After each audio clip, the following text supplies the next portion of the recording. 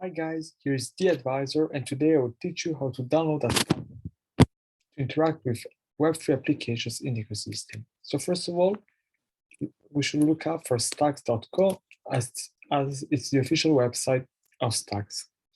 Go on Explore and find a wallet.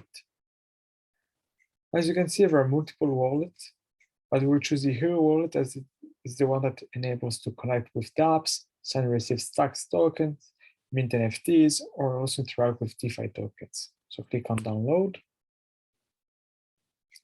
And there are two versions, the web version and the desktop version. We'll go with the web one because there's more features, while the desktop one is still a bit limited.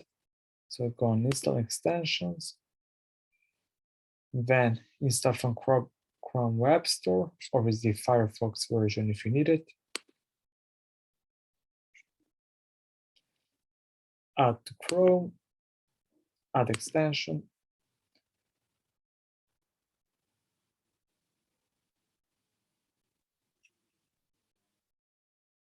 As you can see in the puzzle icon with the Hiro wallet, we can even pin it. Now, here we're going to ask you if you want to provide some information to improve the Stacks wallet. I will do deny.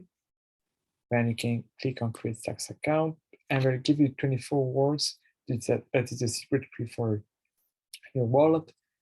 I highly suggest to write down these 24 words on a piece of paper. Never leave them on your computer or online.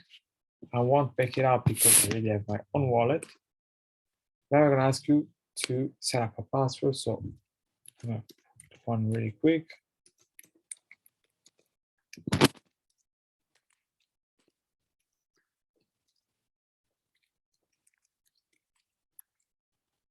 Okay. Everything should be set up.